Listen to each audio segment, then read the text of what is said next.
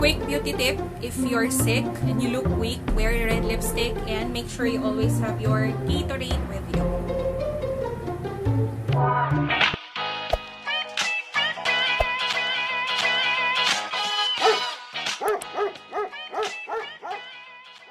Hi everyone! Welcome back sa aking channel. So today, I am finally filming what I have mentioned sa previous video ko. I will be sharing to you the things that I have learned as well as the techniques that I have been doing to always think better and act better. Now, when I was writing my notes for this video, I ended up to 5 things at yun yung mga isi-share ko sa inyo.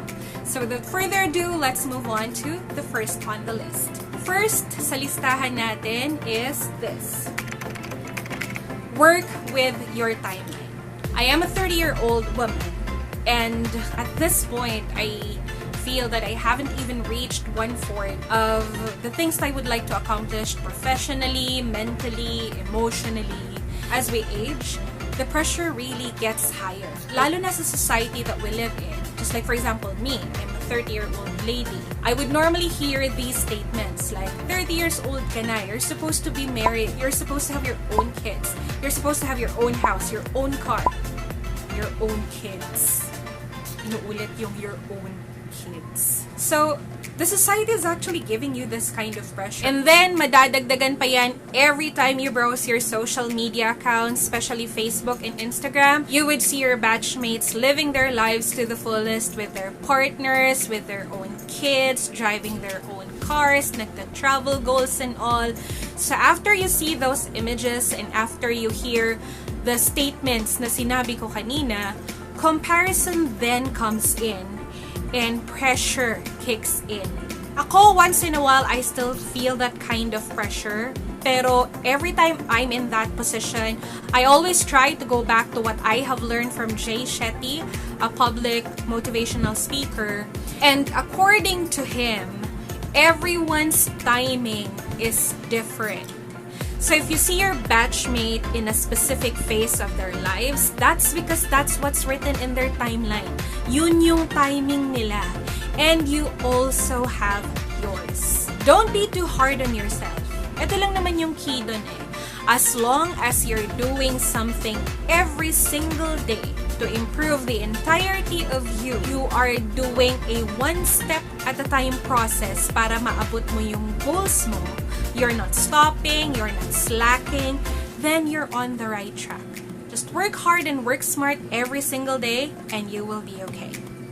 Next is this. Feed your mind and your heart with knowledge, inspiration, and wisdom.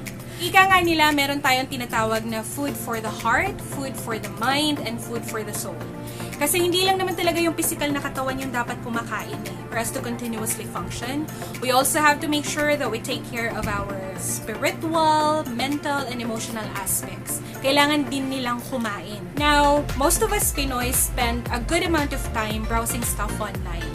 So I suggest that on top of entertainment and socializing, add one more reason kung bakit ka naka-online.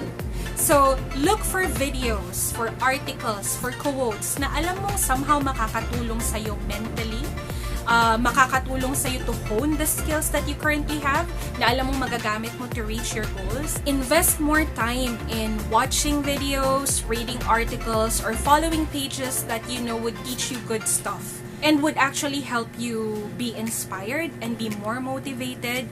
Kasi madalas sa social media ngayon, like 80% of the things you would see there are negatives. You know, gruesome videos, gruesome news.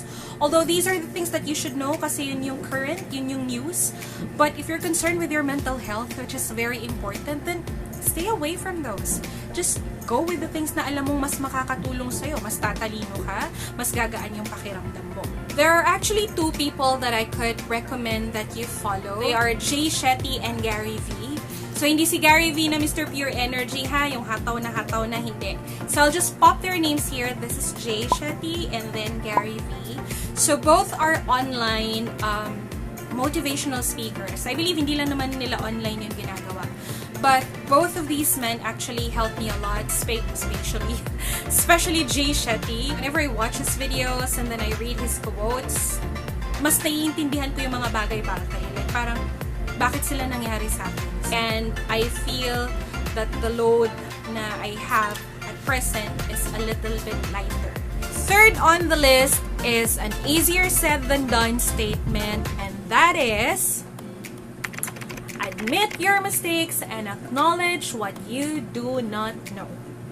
Okay, guilty ako for both. Kasi when I was a lot younger, I really had a difficult time admitting my mistakes. Especially when we talk about relationships, romantic relationships. Because if it's work and if it's family, I can easily admit my mistake and say sorry. But for a relationship, girl, hindi talaga ako umaamin na may kasalanan ako. Ang tigas-tigas ko talaga. And the boyfriend should be the one to say sorry lagi. And dati, isa rin ako sa mga nilalang na nahihirapan talagang magsabi na I don't know anything about that. Like, uy, hindi ko talaga alam yan eh, sorry. I always say like, yes, oo, may idea ako kahit wala naman talaga akong alam. Perhaps because of two things lang yan eh. First, ayokong mapahiya. Next is, I don't want to feel left out. Na parang sila nag-uusap about a certain topic and then ako wala akong kaalam-alam. Ayoko yung ganong pakiramdam dati. But as I slowly aged, I realized na talagang mas madali yung buhay when you admit your mistakes. Yung sabihin mo na lang, sorry, mali ka, and then move on and don't do it again. Kasi if you keep on forcing na wala ka talagang kasalanan, wala ka talagang mali, it's just giving you more stress. Kasi yung other party would want to make you realize and would want you to admit na may kasalanan ka. You have to say sorry. Since matigas yung mukha mo and ayaw mo talagang umamin na ikaw yung may mali, prolong mo lang yung agony for both parties and pareho lang kayong nasistress. At the end of the day, wala pa ring nanalo. It's the same thing sa pag-acknowledge mo na may mga bagay talaga sa mundo na hindi mo alam. And you just have to admit it. Diba? If you don't know a certain topic, then say, no, I don't know something about that. Kasi if you would say yes, first, you will be pressured. Next, you will be stressed. And third, mapapahiya ka lang. Kasi at the end of the day, wala ka naman talagang alam dun eh. Right? So, just simply acknowledge your mistakes. Move on from it. Learn from it. And acknowledge that you don't know everything. You don't know everything. Second to the last on the list is this. So, go out, take a walk, and do people watching. Yung going out for a walk, it sounds very simple, very basic, but it really does a lot of good things for someone who's experiencing emotional and mental breakdown. Iba kasi talaga yung nature eh. Iba kasi talaga yung pakiramdam kapag nasa labas ka. Like the moment you feel the wind on your skin, you hear the sounds of the people, yung mga busina ng jeepney, mga aw-aw ng aso, sound ng manok, birds chirping. Iba yung nagagawa niya sa utak eh. That's basically the time na somehow nararamdaman mong nade-detach ka from all the negativity na nakabalot sa utak mo at sa katawan mo. And that's basically the perfect time for you to think of a solution. Kung meron ka man talagang problema na dapat mong solusyonan, mas clear yung utak mo kapag nasa labas ka. Now, when it comes to people watching, I first learned about people watching sa Korean novela na Full House. Yung kay Song Hye-kyo or Song Hye-kyo and Rain.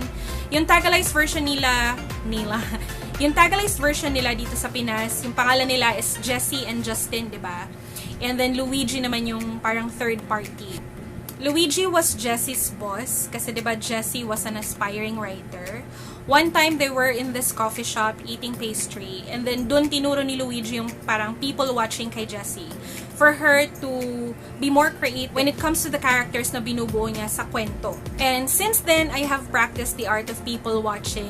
Dati nga hindi ko alam na people watching yung pangalan nun eh, but I have been doing that kasi for me, whenever I try to observe people, like tinitingnan ko sila, ano kayang klaseng trabaho meron to? May pamilya kaya to? May problema din kaya siya? And then, iniisip ko bigla na the reality is everyone is fighting their own battles. So, itong taong to kaya mas malala pa yung problema niya sa akin. Malamang lahat ng tao na nandito may mga problema sa mundo. Pero, they're still here, you know, they're still smiling, they're eating, they're chit-chatting with friends, and they look okay. And marirealize ko na kaya ko din naman yun eh. Kaya nga ako nandito ngayon. Kaya ako nasa labas ngayon. Kasi kaya ko din yun. And then, I would see the less unfortunate people sa daan. Which would just remind me na, hoy Jen, you're still blessed. Diba? Marami ka mang pinagdadaanan ngayon. Sobrang bigat man ng mga bagay-bagay sa'yo ngayon. But you are still blessed. Kasi at the end of the day, I have a house. May kutsyon akong hihigaan. At meron akong pagkain na kakainin. In that way, mas parang napapaisip ako na try to be more positive, Jen. Kasi mas may iba pang tao dyan na mas malaki yung problema kaysa sa'yo. Although, it's not good ha na parang i-compare mo yung sarili mo or i-compare mo yung problema mo sa ibang tao sa problema mo because walang sense kung nagkukumpara ka. Pero it's just, you know, helping me remember that I am blessed. Last but definitely not the least is this. Take everything one day at a time. Actually, yun na yung naging mantra ko since Papa's passing. And I would like to shout out Miss Charibel, if you're watching, hello. Sa kanya ko actually nakuha yung mantra na to. Because when that unfortunate thing happened last May, she sent me quite a few messages, you know, a message of validation and hope. And I felt the sincerity more kasi 2 or 3 weeks prior Papa's passing, she also lost her father. And isa sa mga tumatak sa akin talaga na sinabi niya is, Jen, kakayanin natin to. Kasi kung yung iba kinaya nila, bakit tayo hindi, diba? And ang mantra niya na lang daw at that point was one day at a time. And then naisip ko, tama nga naman. Ang tendency natin kasi as human, when we're grieving, when we are stressed, when we are pressured, we tend to overthink. We think about a lot of things na mas nagpapabigat at nagpapalala ng nararamdaman natin, kaya mas nahihirapan tayong mag-move forward. Now, meron nga akong nabasang quote sa Facebook. Ipa-flash ko siya dito ha, and then I will read it sa notebook ko. It says that, if you stress too much about something before it happens, you basically put yourself through it twice. Kaya ako, as much as possible, I focus my time, my energy, my mind into today. Kasi at the end of the day naman, kung ano yung gagawin ko ngayon, it will greatly affect my future, diba? So I just have to make sure that I survive today para mas maging maganda pa yung future ko. And I hope that you try to inject that one day at a time reminder sa buhay nyo because it may help you navigate your life on a daily. So basically, that wraps up everything in this video. Thank you so much for watching. I hope may naitulong ako at may natutunan kayo somehow. And I'll see you on my next one. Bye!